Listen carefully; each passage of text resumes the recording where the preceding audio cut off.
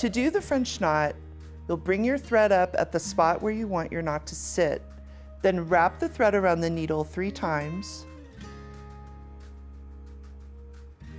Slide the needle down close to the fabric, then poke the needle tip through the fabric just beside the point where you brought your thread up originally. And pull the needle through from behind, popping it through to create your knot. So I brought my thread up at the point where I want my knot to sit. And now I'm going to put my hoop down on my lap or put it on your work table so that you have both hands free to work on top of your hoop. So the steps of making a French knot. So first I'm going to grasp the needle down close to the eye of the needle. I've got my thread coming off the fabric in my other hand. Bring the needle to the thread and wrap 3 times around the needle.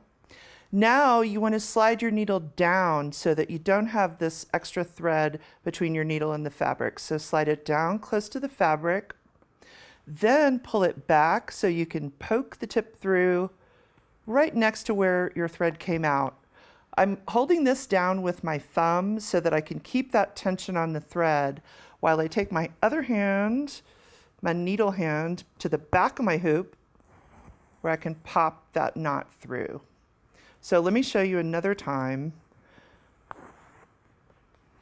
So I've brought my thread up at the place where I want my second knot to be, holding my needle down by the eye, wrap it, slide it down, pull that back so you can poke the tip through, and then go to the back, twirl. You might need to pull that needle, give it a swizzle, give it a twirl, pop.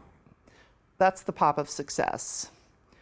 And that's what you want to listen for. So let's do it one more time. Come up here, needle down to the thread, wrap it, slide it down, pull it back, poke it through, hand to the back, pop of success.